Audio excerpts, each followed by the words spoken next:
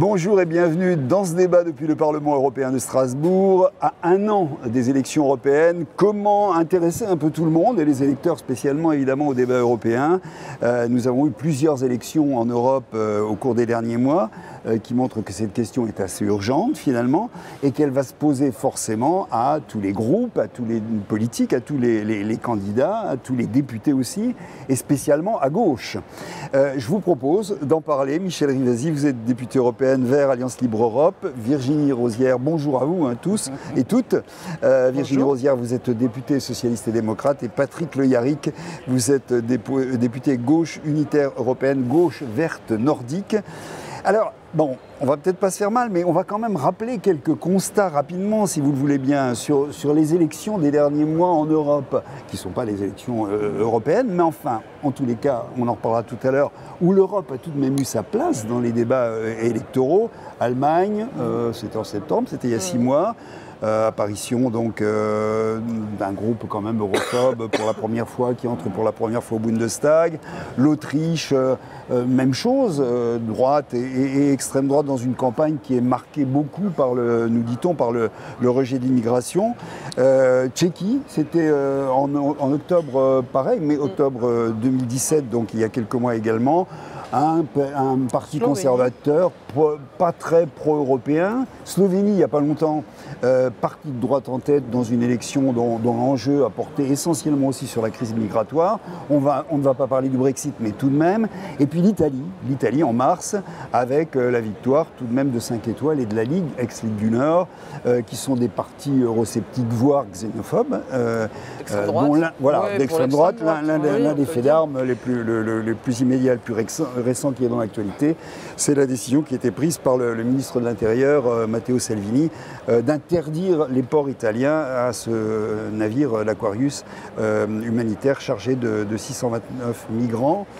J'allais dire comment, et parlons peut-être de l'Italie tout simplement, comment est-ce que vous analysez, en gros, sans rentrer dans le détail bien sûr de ces différents votes, mais ils font tout de même relativement groupe, j'allais dire, ils sont récents, c'est des éléments sur lesquels on peut s'appuyer, les résultats sur lesquels on peut s'appuyer pour tenter de comprendre ce qui se passe aujourd'hui dans l'électorat européen. Comment est-ce que vous analysez un peu ces résultats, peut-être aussi spécialement par rapport au dernier qui concerne l'Italie, Michel Rivasi? Eh bien, moi, je vais peut-être vous surprendre, mais les élections italiennes, pour moi, c'est une conséquence d'une non-politique européenne sur les migrants. Parce qu'on a laissé l'Italie toute seule, avec la Grèce, un peu l'Espagne, en disant, bon, eh ben voilà, les premiers arrivants resteront en Italie, les Dublinés, hein, c'est là où ils vont demander l'asile.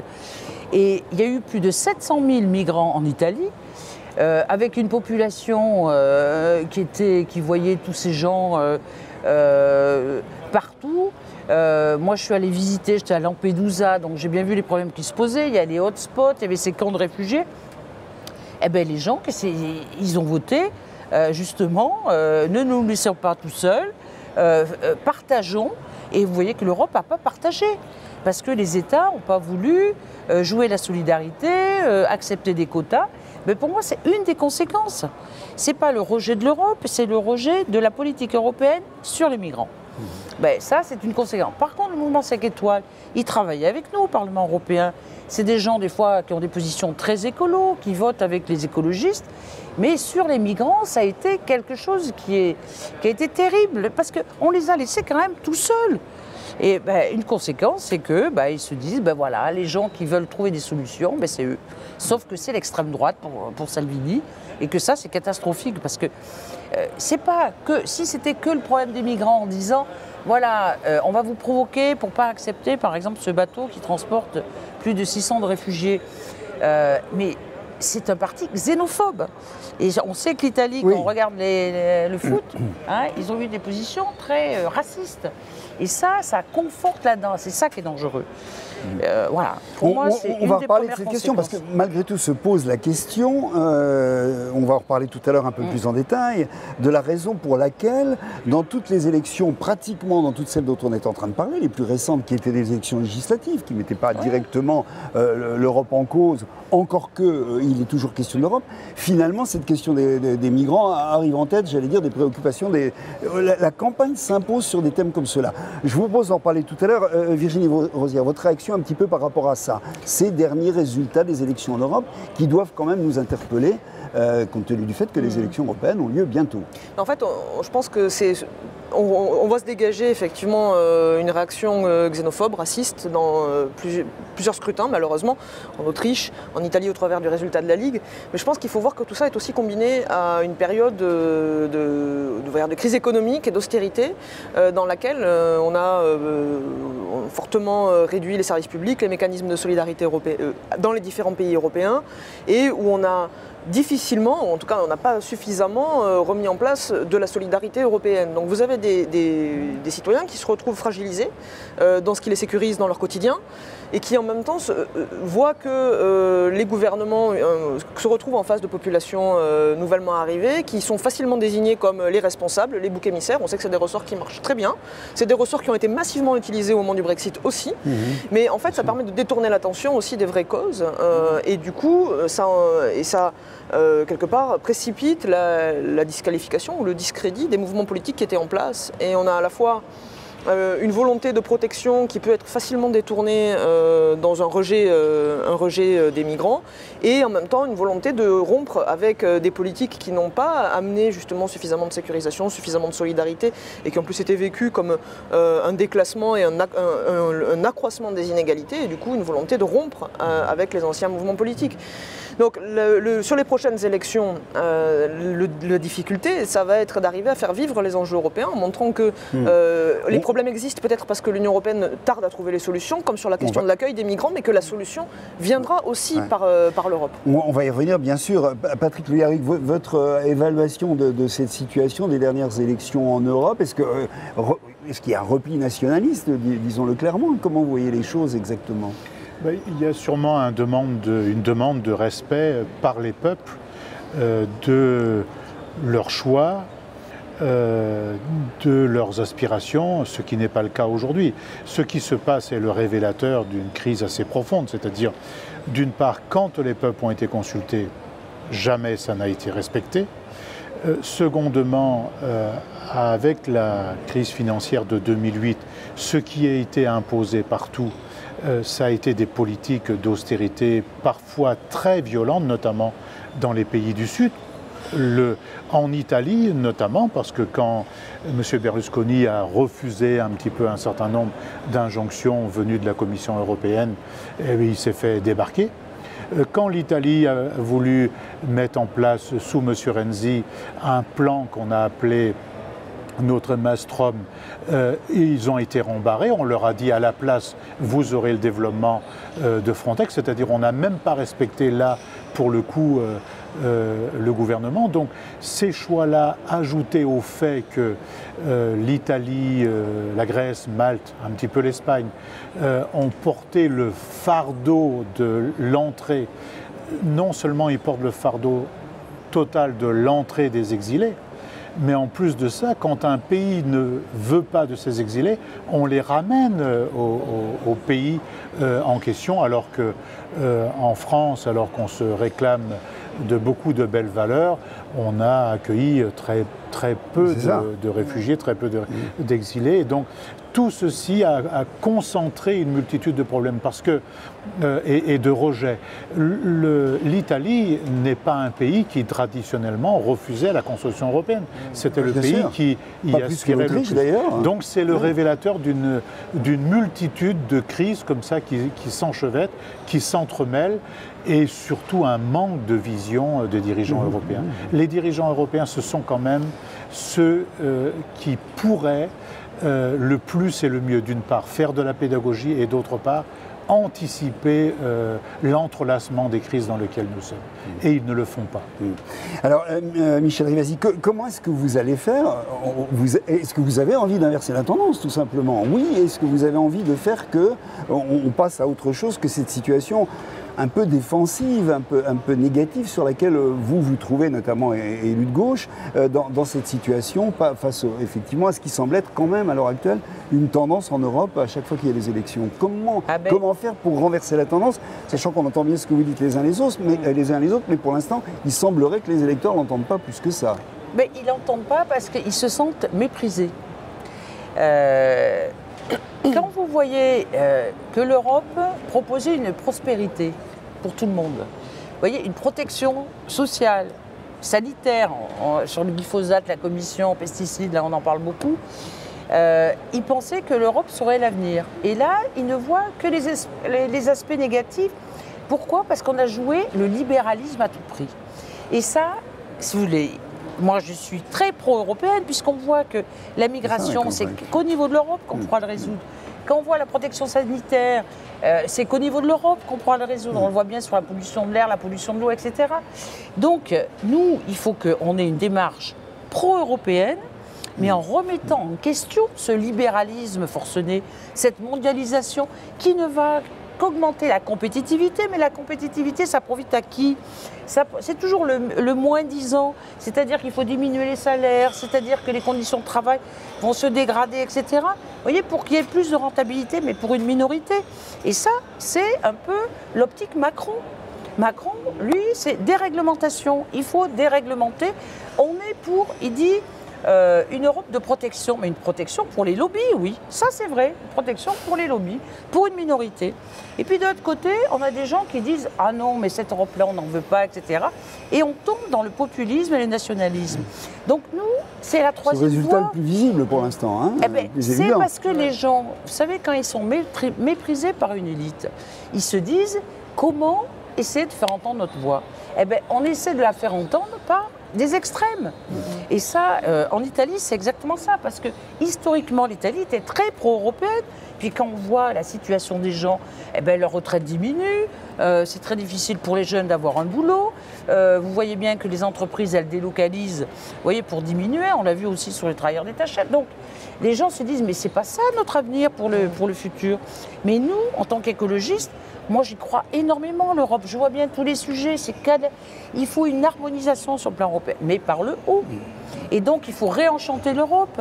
Mais il faut leur dire que cette Europe libérale à la Macron, ou cette Europe forteresse, vous voyez, où on va clôturer, où on va construire des murs, tout ça, c'est pas l'avenir. Parce que ça va conduire à une guerre commerciale, à une guerre peut-être même physique au niveau des gens.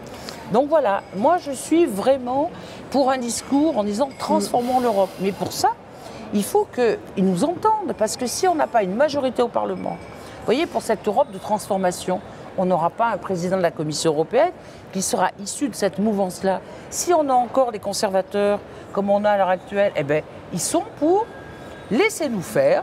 On est une minorité, on a l'argent, on sait penser pour vous. On va continuer ce mépris et ce déni.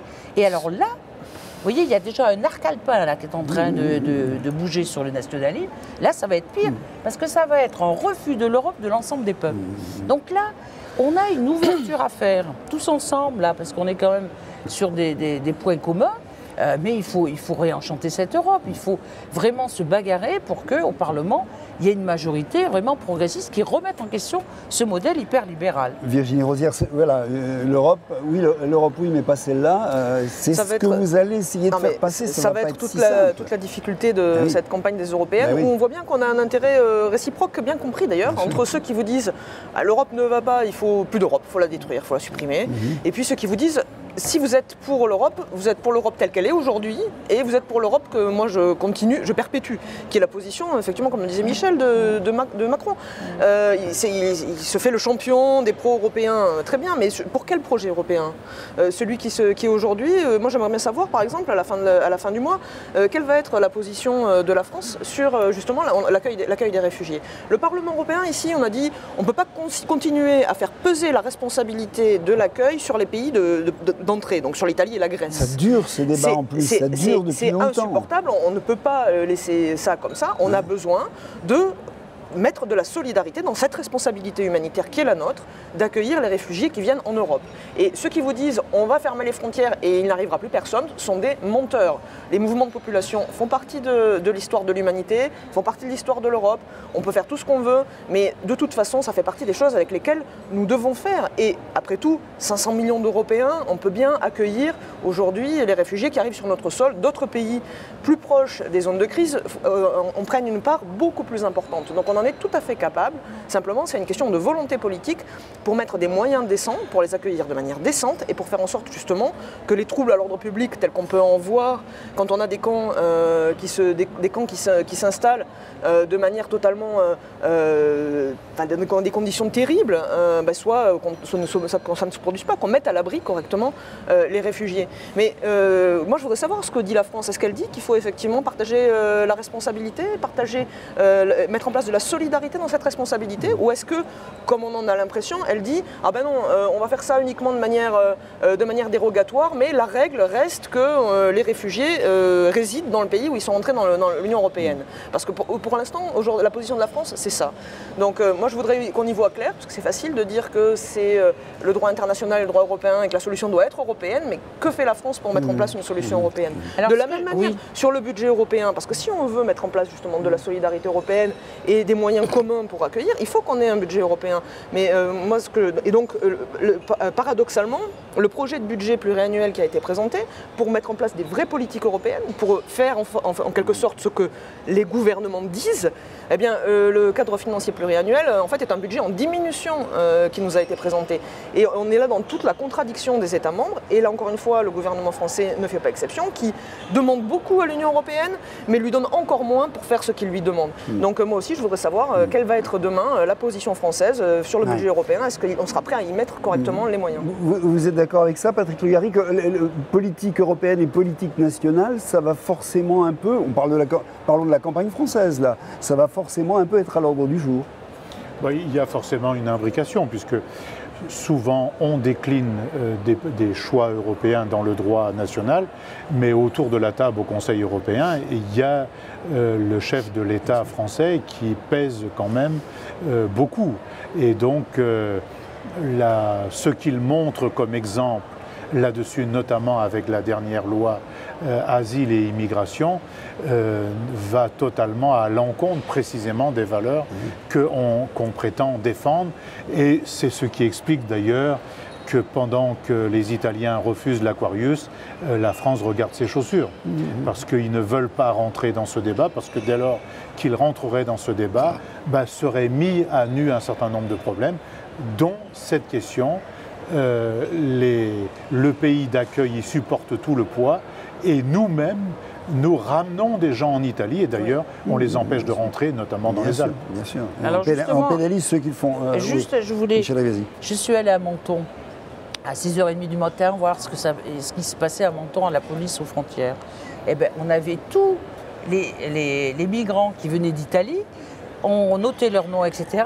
Et hop, ils repartaient dans l'autre sens en disant on applique la réglementation Dublin. Ils ont eu leur empreinte, rentrez etc. d'où vous arrivez. Et sur les mineurs, c'est scandaleux ce qu'on fait en France. Sur les mineurs, ils modifient, vous voyez, la date de naissance pour qu'ils soient considérés comme adultes et pas mineurs, parce que au niveau des mineurs, on a une réglementation française qui dit qu'il faut qu'ils soient accueillis dans des foyers, etc. Donc, la France a été condamnée à et elle a reprises. été condamnée, et le préfet a été condamné 4 fois là-dessus, parce que c'était une responsabilité du département. Donc, manque de solidarité, et puis l'enjeu aussi, c'est le dérèglement climatique.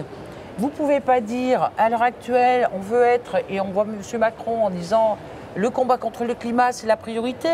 On voit qu'on finance les énergies fossiles. On voit qu'il y a de plus en plus de gens qui ne peuvent pas vivre en Afrique parce que c'est la sécheresse, etc. C'est pour ça qu'on pourra même, vous allez mettre des murs, vous allez mettre des fils de fer barbelés, les gens passeront. Et moi, je reviens du Kenya. Kenya, un camp, 400 000 personnes à Dadaab. Bon, eh bien, il y a des gens qui sont du Sud-Soudan, qui sont d'Érythrée, ils sont accueillis maintenant en Ouganda. En Ouganda, on leur dit, on vous donne une terre et vous pouvez construire votre maison. Ça fait un boom économique. Donc ça veut dire qu'il faut arrêter de penser que le migrant, c'est l'étranger, vous voyez, c'est le terroriste, comme dit le Front National. Le migrant, ça peut apporter, mais seulement il faut que ça soit régulé, il faut que ça soit pensé, il faut qu'on fasse de la formation, de l'intégration. Et ça, c'est ça l'avenir. On ne pourra plus. Moi, je trouve que ce qui manque, et c'est ce que tu dis, on a des gouvernants qui voient à court terme. Si on veut diriger l'Europe, il faut voir à long terme. Et le problème, que ce soit de la migration, du dérèglement climatique, de la protection de la santé, c'est l'avenir. Donc il faut se projeter. Alors, et si on le fait, les gens suivent. Par contre, si on leur dit l'étranger c'est le méchant, Alors eux-mêmes, déjà qu'ils sont anxieux et inquiets pour l'avenir, eh bien ils le prennent comme tel, c'est le bouc émissaire. Virginie Rosière, tout ce qu'on dit là, d'accord, mais comment on fait pour imposer des thèmes de campagne? Parce qu'on s'aperçoit que tout ce qu'on dit là ne s'impose pas clairement dans les élections précédentes comme les thèmes où chacun va pouvoir, j'allais dire loyalement, présenter ses arguments. C'est pas ce qui se profile. On s'est aperçu dans les grandes élections auxquelles on faisait référence il y a quelques minutes, y compris les élections au Royaume-Uni, qu'en réalité, à un moment donné, un thème s'impose qui peut paraître totalement marginal. Souvent, effectivement, les questions qui touchent sur l'avenue des étrangers ou l'avenue des réfugiés, des migrants, etc., qui ne sont pas forcément le thème central et fondamental, parce que rappelons-le quand même, l'Europe n'accueille pas des masses de réfugiés, et tout le monde le sait. Dans des proportions bien moindres que les pays du Moyen-Orient, par exemple. Donc, comment est-ce que vous maîtrisez ces thèmes de campagne? Comment vous allez vous y prendre pour essayer de le faire, essayer de faire que finalement ces thèmes ne vous soient pas imposés d'une manière un peu passive et que vous soyez obligé de vous engager sur des chemins qui ne sont pas forcément les vôtres? D'une part, ces thèmes-là, il ne faut pas en avoir peur. Voilà. On les prend et surtout, il faut porter des propositions claires. C'est-à-dire, on ne peut pas être dans le double discours en disant d'un côté, oui, on est humaniste, et de l'autre, en faisant le contraire. Donc, portons des propositions en conformité avec nos valeurs, mais je pense que c'est ce qu'on fait tous ici autour de la table, et soyons clairs sur notre discours. Moi, j'ai l'impression aussi qu'on a des dirigeants politiques qui, du coup, se disent, il faut suivre l'opinion, donc ils reprennent les mots du Front National aujourd'hui. Moi, je suis choquée de voir dans le vocabulaire du gouvernement une rhétorique qui était celle du Front National, qui l'est toujours, mais qui était qu'on critiquait comme étant celle du Front National il y a quelques années. Mais donc, imposons aussi nos propres thèmes. Simplement, ceux d'une Europe qui met en place une véritable solidarité en disant que si on veut obtenir la protection sur notre santé, si on veut maintenir la capacité à avoir accès, par exemple, à une alimentation saine, à ne pas s'empoisonner quand nous mangeons, à avoir des conditions de travail qui soient correctes, qui soient respectueuses de la dignité humaine, c'est des choses qu'on ne pourra imposer à l'échelle du monde que de manière coordonnée au plan européen. Mais ça veut dire dégager une majorité politique qui porte ce projet européen-là. Aujourd'hui, ce projet, il est minoritaire. C'est pour ça qu'on a tant de difficultés. Même si, à force de combat, on arrive à avoir quelques avancées, mais elles sont insuffisantes et elles sont trop lentes. Si on veut accélérer le mouvement, effectivement, il faut donner à ce projet-là les moyens d'exister. Mais encore une fois, si on veut être audible, je pense qu'on a intérêt à se rassembler entre ceux qui portent, malgré, en dépit de nos nuances, qui portent un projet au fond de même nature, qui est un projet de solidarité, un projet respectueux de la nature, de l'environnement et de l'humain. Et ce sera le défi pour nous, parce que moi je vois venir aussi sur l'après 2019, on l'imagine tous, une montée potentielle de l'extrême droite, parce qu'arrêtons de les appeler des europhobes, ce sont des gens d'extrême droite, et une droite conservatrice qui le devient de plus en plus, qui s'éloigne beaucoup de la démocratie chrétienne pour devenir une droite extrêmement dure. Et demain, je ne suis pas sûre que le compromis qui se dégage se fera entre les représentants d'une pro-européen, mais pro-européen pour une Europe sociale et écologique, et puis les représentants d'une Europe libérale et dérégulatrice, mais peut-être entre des conservateurs et l'extrême droite. Et si on veut empêcher ça, on doit aussi arriver à convaincre les électeurs de nous permettre de faire contrepoids et de porter ce projet alternatif. Vous l'avez dit, ce sera difficile, mais je pense que, comme dans beaucoup de cas, c'est l'union qui fait la force. Et c'est pour ça que moi, j'appelle vraiment au rassemblement de toutes les forces pro-européennes de gauche pour porter un projet commun. Se rassembler, Patrick Le Yarrick, vous êtes d'accord avec ça? Et j'allais dire, on fait comment une fois qu'on a dit ça? Il faut d'abord une volonté, puis ensuite, il faut peut-être que les électrices et les électeurs des différentes forces politiques de gauche et de l'écologie parlent, se fassent entendre. Parce que dans le cas des élections européennes, le débat ne peut pas être celui de savoir quels seront les 10 premiers sur la liste ou les 4 premiers sur la liste. Ça a son importance, certes, mais du point de vue de l'intérêt général, ça n'a pas beaucoup d'importance. Or, quand on est dans une situation comme celle-ci, de montée de forces de droite extrémisées et d'extrême droite, il y a quand même péril en la demeure. Dans certains cauchemars, on peut penser qu'ici, jusqu'au milieu de l'hémicycle, ça peut être demain de l'extrême droite et une autre partie de la droite. Et après, les forces de gauche de l'ensemble de l'Union européenne, quelles qu'elles soient, peuvent se trouver, évidemment, et peuvent se reclasser entre elles. Mais ça, c'est un jeu qui ne sert pas les peuples. S'il n'y a pas la diversité de la gauche bien plus forte qu'elle n'est aujourd'hui, eh bien, il y a du mouron à se faire pour les droits humains, les droits sociaux, pour l'environnement. On voit bien déjà aujourd'hui, dans le rapport de force tel qu'il existe, on voit bien qui est à l'œuvre, qui tire les ficelles par derrière quand on a réglé un problème. Je reviens au glyphosate. Quand on a réglé une question comme celle-là, eh bien, tout de suite après, on essaye de passer l'éponge sur le tableau et les gouvernements nationaux essayent de s'en arranger, etc. Parce qu'il y a une pression forte des milieux économiques. Et donc, ça pose la question, pour intéresser les gens, de quel contenu de la construction européenne, c'est quels intérêts elle sert et elle protège quoi. On ne peut pas nous dire qu'elle protège quand les gens ils se sentent de plus en plus fragilisés. Quand on signe, on n'a jamais signé d'autant de traités de libre-échange, c'est les portes et les fenêtres ouvertes. Est-ce que c'est, on dit, maintenant on a inventé ce mot pilier social de l'Europe, mais en France, qui peut défendre un pilier social alors qu'on détruit le socle social que nous avions, les droits sociaux que nous avions. Et on peut comme ça multiplier les exemples. Donc si on n'a pas une Europe qui se met clairement au service du monde du travail, des retraités, au service d'un autre avenir pour la jeunesse, il y a quand même beaucoup d'inquiétudes à avoir. Et je crois qu'il faudrait un débat autour de ça. Perrine Ladmer, Michel Rivasi, quel est le scénario que vous faites, vous, quand même bien sûr, vous y pensez, des résultats de ce que pourrait être ce panorama après les élections européennes dans un an? Comment vous voyez les choses? Alors, on ne vous demande pas de faire des pronostics, mais de voir comment, sur la base de ce que vous analysez. Moi, j'entends rassembler. J'y crois pas. J'y crois pas parce que je trouve que ces élections européennes, les gens doivent avoir le choix de plusieurs projets. Il y a plein de choses qui nous rassemblent ici. Et qu'ensuite, il va falloir changer la majorité de ce Parlement. Il va falloir changer la majorité de la Commission. Mais il faut laisser le choix aux gens par rapport à des axes prioritaires de chacun d'entre nous. Et on a... vous voyez, c'est vrai que moi, pour moi, c'est l'écologie politique qui est capitale.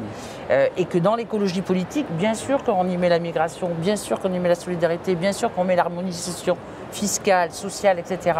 Mais vous voyez, tout doit être décliné en fonction de qu'est-ce qu'on veut sur le bien-être des gens et la sauvegarde de la planète. Bon. La démocratie sociale, vous voyez bien que elle ne sait pas où elle est. Alors, d'un coup, elle était très sur le social, après sur le libéral, maintenant elle est très sur le libéral. Enfin, et d'ailleurs, on voit comment elle recule, parce qu'elle n'apporte pas ce que les gens pensent.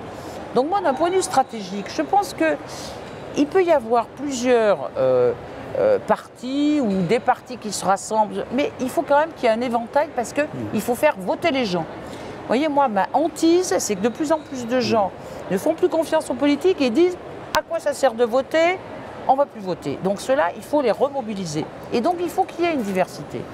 Qu'ensuite, au niveau, quand on va être réélu, qu'on se dise, voilà, là, il faut s'unir parce qu'il y a l'enjeu du président de la Commission, il y a l'enjeu, si vous voulez, au niveau Eh bien, si, parce que de la majorité des pays après, on a à l'heure actuelle des chefs de gouvernement qui suivent, si vous voulez, les sondages, ce qui est fait dans les autres pays et qui vont dans le sens de l'isolement, du fait du nationalisme, etc. Si on a des petits chefs d'État, on a des petits seigneurs qui ne voient pas, si vous voulez, cette vision et ce chapeau global de comment s'en sortir tous ensemble. Voilà, c'est pour ça que moi, je ne suis pas pour le rassemblement de la gauche. Je trouve que les élections européennes, c'est des élections à la proportionnelle absolue et que là, il faut tenir des discours quitte à avoir des choses communes, mais c'est pour ça qu'on est ensemble ici. Mais on risque du coup peut-être quand même d'avoir un éparpillement à gauche, tout simplement, quoi. C'est-à-dire est-ce qu'un groupe lui-même, fût-ce les écologistes qui s'en sortent toujours bien, j'allais dire des élections européennes, parce qu'ils sont clairement identifiés, etc., est-ce que ça va suffire? Mais le problème des élections européennes n'est pas trop l'éparpillement. C'est le problème, c'est que l'électorat qui aurait le plus intérêt à aller voter ne va pas voter. C'est ça. Et nous tous ici, plus ceux qui ne sont pas là, on fait tous tout mouillé quand même, on fait 25 à 26% des voix. Donc plus on ira diviser, plus on va dégoûter des gens disent mais on n'a pas une force pour aller. Et ça dans chacun des créneaux. Et malheureusement, ce que je dis n'est pas une bonne chose, mais malheureusement, si la force écologiste recule de trop, si la force qui était anciennement le Front de gauche recule de trop, si les forces de la social-démocratie, voire du social-libéral, reculent de trop, on va se trouver dans une situation extrêmement difficile. Et on ne va pas mobiliser les électrices et les électeurs. Et oui, mais je ne suis pas sûre que 1 plus 1 plus 1 égale 3. Ça dépend. Ça peut être moins, ça peut être plus. On peut créer une dynamique. Eh bien, moi, je me souviens à Valence, un exemple concret. On était partis ensemble, on a fait moins que quand on est partis séparés, on a fusionné après. Où à Valence. Oui, mais ça dépend. Chaque situation est... À quoi? Mais là, c'est autre chose. C'était le même discours. Non, c'était le même discours. Rassemble-nous pour faire plus. Les gens à Schiltigheim, ils ont gagné dans l'autre sens. Ça dépend de la dynamique que tu arrives à créer. Là, la difficulté, elle est effectivement que tout ça soit... c'est la question de l'offre politique pour nos concitoyens et d'arriver aussi à montrer l'utilité du Parlement. Mais ça, c'est ce qu'on fait quand on se retrouve ici. Mais c'est quelque chose qui fait défaut. Moi, j'entends tellement souvent le Parlement, mais après tout, vous n'avez pas beaucoup de pouvoir, vous ne savez pas grand-chose. Alors que c'est pas vrai. On arrive, à force de bataille, à force de combat politique dans cette Assemblée, à faire bouger les lignes. On l'a fait sur la lutte contre l'évasion fiscale. Le chantier est en cours. Il n'est pas achevé, mais on a quand même fait plus. C'est les États qui bloquent. Oui, bien sûr, c'est les États qui bloquent. C'est le Parlement qui pousse. Et on a fait plus en 4 ans que tout ce qu'il y avait pu se faire pendant les 10 années précédentes. Sur la protection des lanceurs d'alerte, j'espère qu'on va arriver à avoir un texte avant la fin du mandat. On a pu faire barrage aussi, encore une fois, en rassemblant toutes les forces de gauche à une tentative de dérégulation du marché des services avec le retour du premier polonais. On a fait échec à cette proposition et on a réussi à sauver l'Union européenne d'un nouveau coup dans le dumping social. Donc quand on se mobilise dans ce Parlement, on arrive à changer le cours des choses. Et c'est ça qu'il faut arriver à faire percevoir aussi à nos électeurs. C'est que nous pouvons porter des propositions qui auront un effet sur le résultat. Il nous reste, on a essayé de le faire pendant 4 ans, il nous reste un an il vous reste une petite année pour le faire, Patrick Léharic. On dit les États bloquent. En vérité, c'est pas l'État, c'est le gouvernement, le chef de l'État. Si en France, on est dans la situation que disent les sondages aujourd'hui, le parti du président de la République, le parti de l'extrême droite et ensuite le parti républicain, vous voyez bien que ça laisse les mains libres à notre président de la République à la table du Conseil. Si nous sommes capables de renverser ça et de créer les conditions d'une gauche aux alentours de 50%, on n'est plus dans le même scénario.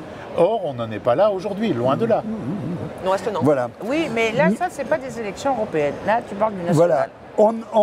Mais ce sont des élections européennes, parce que vous venez de dire c'est les États qui bloquent. Notre chef d'État, il n'ira pas au Conseil européen avec par exemple, vous parlez d'immigration, il ne va pas venir sur la base de la résolution du Parlement européen, mais sur la base de sa propre loi. C'est ce qu'il va défendre. Et donc on dira je ne sais pas encore, dans 3 ans, notre État, il a bloqué comme les autres. Mais il a bloqué parce que lui-même, dans son propre pays, il a un rapport de force qui lui permet de faire ça. Voilà, on va arrêter pour l'instant. En tous les cas, là, je suis en train de m'apercevoir que le débat des élections est parti. Donc, on va le poursuivre, bien sûr, sur l'Humanité et sur l'humanité.fr. On va être Europe pendant 1 an, je crois qu'on peut le dire. Merci à vous d'avoir participé à ce débat. C'est qui est le premier, mais on va en avoir d'autres dans les 12 mois qui viennent. Et merci à vous qui nous avez suivis. À bientôt. Au revoir.